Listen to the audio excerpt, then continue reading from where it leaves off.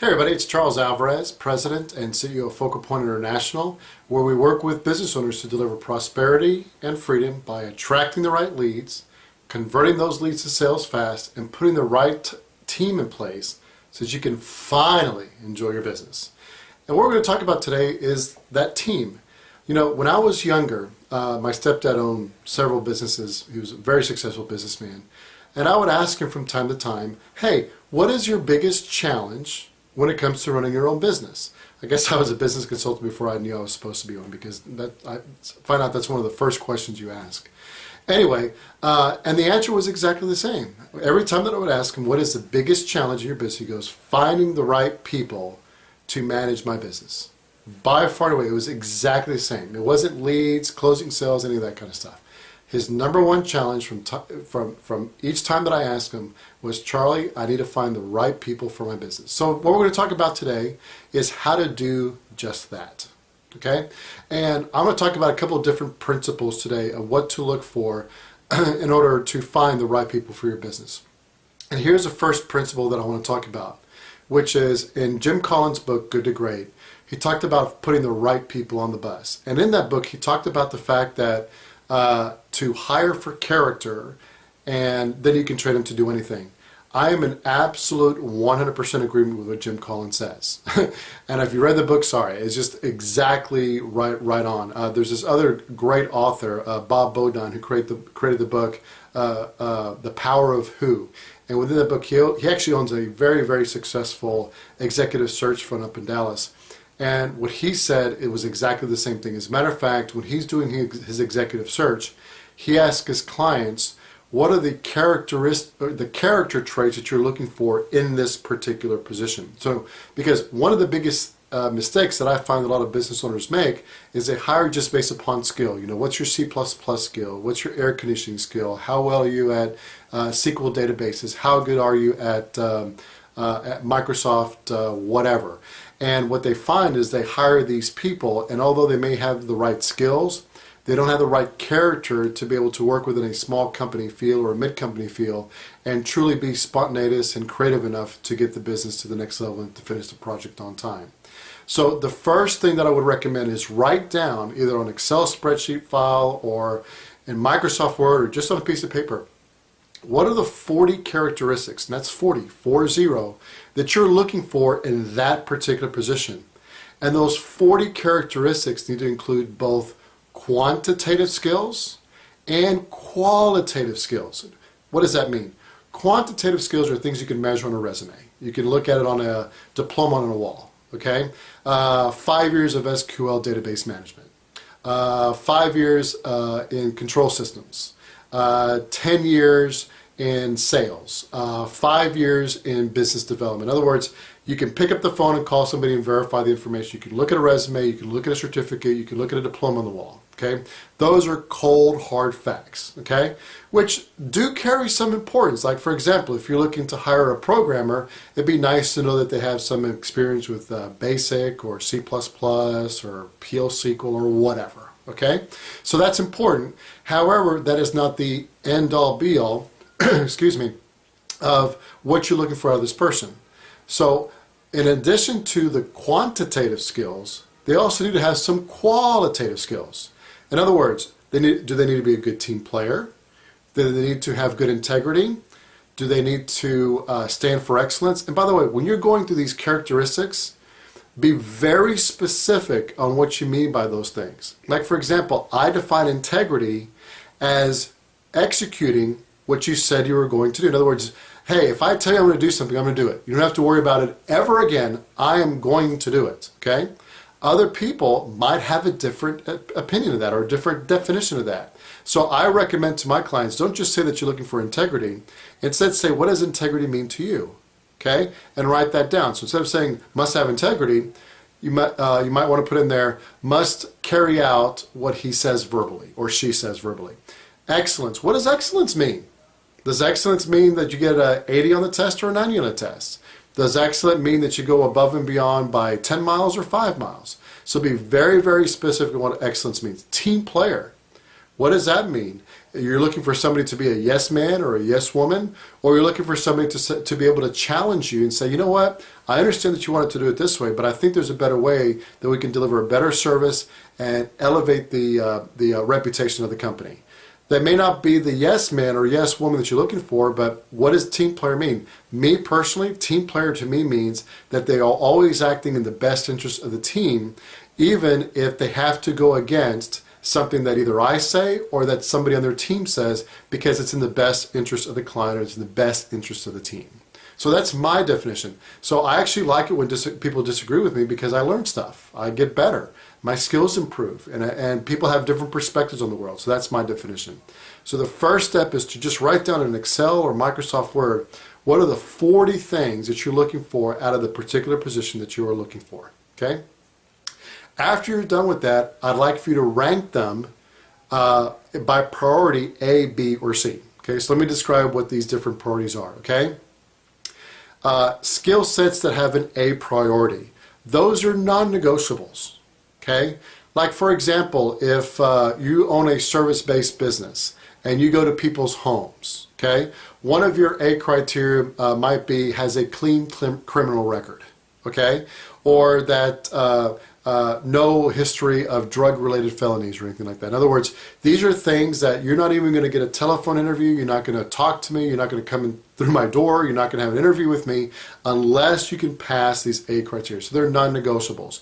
If you're looking to hire an IT professional, you may want them to be certified by Microsoft on a particular programming language or a particular task within Microsoft. So those are things that are, you know what, I absolutely need a C++ programmer, and they absolutely have to have 2 years of experience in C++. Otherwise, I can't do anything with them. Okay, so those are A priority A priority characteristics are non-negotiables that they don't even sit down for an interview unless they get all of these, okay? And here's the thing, you've got to go through these priorities when you're unemotional about a decision. If right now your hair's on fire and you just lost your key employee or you just lost a very important employee, this is not the time to get emotional, because what will happen is that you'll end up maybe making another bad hiring decision. I'm not saying that it was a bad hiring decision, but you may end up making a bad hiring decision. You know, Brian Tracy, who created the system, or one of the systems that we use, says it best when he said, it's best to hire slowly and fire quickly. So same principle here. I don't know that it's a stressful period, but making a sound decision based upon the characteristics you're looking for ultimately would pay off huge dividends for you. Because you know what? I don't think that the most expensive in business is labor. I think it's the turnover of that labor, which we'll talk about in just a second. Okay, so the first step is to prioritize, is to list down all the characteristics you're looking for and prioritize them A, B, or C. A is non-negotiables; they must have these skills. B are things that you would prefer them to have, but it's not a non-negotiable. In other words, one thing might be that they, for example, Houston's a big city, so you want my people to get to your office faster if an emergency comes up. I'm here in Katy, Texas, so a B for me might be that they live in Katy, Texas. Now, if I've got a good candidate and they live in San Antonio, I don't care, okay? But that's something that I would prefer them to have, but it's not a non-negotiable, okay? And then a C priority is kind of like icing on the cake. In other words, if they share my beliefs, I'm a Christian, if they share my beliefs, I might put that as a C. Now, I'm not going to let the outside world know that, because there's discrimination issues with stuff like that, and I've got a lot of people on staff that have different faiths, and I absolutely just love that. I love talking to them about that and getting their views and perspective on that. I love those conversations. But if you have preference items like that that only you know about, that you don't want the outside world to know, that's kind of what the C's are for. Or it could be that, you know what, it'd be nice if they had an embedded software experience, but you know, as I grow my business, I might need that skill set, but it's not something that you absolutely need right now. And here's why you prioritize them that way. From time to time, you come across multiple candidates that meet your criteria. What the B's and C's do is act as a filter. In other words, A's should be your biggest filter, okay? Those are the non-negotiables, okay? Nobody gets into your funnel unless they fit all of those A's, okay? The B's funnels them down even more, and the C's funnel them down even more, okay? So the whole purpose of B's and C's is to really hone down exactly what you're looking for and filter out exactly who you're looking for that position, Okay, and then you can use multiple channels to find the people that you're looking for. We use LinkedIn a lot. We use Facebook a lot. We use Craigslist a lot. If you're looking for a sales professional, I highly recommend salesjobs.com. For a very nominal fee, you can get access to thousands and thousands of resumes. Career Builder is okay. Monster's okay. That's more for Fortune 500 type of stuff, which is fine if you're in that business. But what I find to be the most effective is your own network. What I recommend doing is after you get that top 40 list, go to your email list and say, hey, excuse me, and just, send an email and say, hey, I'm looking for a person that meets the following characteristics in my, for my business. Do you know anybody that meets any of these criteria? And I tell you what, I've seen this happen time and time again where a client sends out 1 or 2 emails with the top 40 list right on it, and they get all of the candidates that they need just from that 1 or 2 emails. So I highly recommend that you do that, because I truly believe that right now, everybody that you're supposed to know that can help you grow your business. I just think that God acts that way in His sovereignty. So I think the reason why that works is because God has already provided a way for you to actually grow your business, and that's a great way to find out who your network knows that meets a very specific set of criteria on exactly who it is that you're looking for. Okay, so that's how to find people. Let's talk about one more thing before we close, which is a lot of business owners say, well, I don't have the right team in place. The first thing I ask them is, so that's interesting. What expectations and what parameters have you given this people to succeed? And then this is a typical look that I get. Here's the thing. Very few business owners that I meet have ever articulated what they expect from their employees. So before you think about firing somebody or writing them up or all that stuff, I would ask you just this one simple question. Have you articulated to them very specifically what you expect them to do, by when, and in what period of time, and in what priority? Okay? Because here's the thing. You're the business owner. You're the leader. It is your job, and it's my job to lead our team. And if our team is not succeeding, I always think of it as my fault. I always think that I haven't trained them well enough. I haven't given them the right tools and the right skill sets. Okay? Now, every once in a while, you do come across somebody who just, can't hack it. And that happens. That happens to every business owner. It happens to every business that I've ever seen. Okay? And in that case, then my personal belief is that person should be let go, because obviously, if they're not succeeding here, they're not happy either. And the more that I keep them here, the more I keep them from accomplishing exactly what it is that they're put on this earth to do. So I'm a big fan that if somebody is just not hacking it, not because of moral reasons or a bad team member, they just aren't hacking it, I do recommend just go ahead and letting them go to find what they're truly called to do. However, that being the exception, you have to be able to clearly articulate and clearly tell people, look, these are the exact measurement points that we're going to measure your performance on, so that we are ensuring that the reason why we hired you is working, and that you feel successful and feel well trained in that role. Because so many times I actually find when a client tells me that I just want to let this person go, I would say about 9 times out of 10, the employee is great. They just haven't been getting any direction and set of specifications and parameters on how to fulfill their job or what their job is.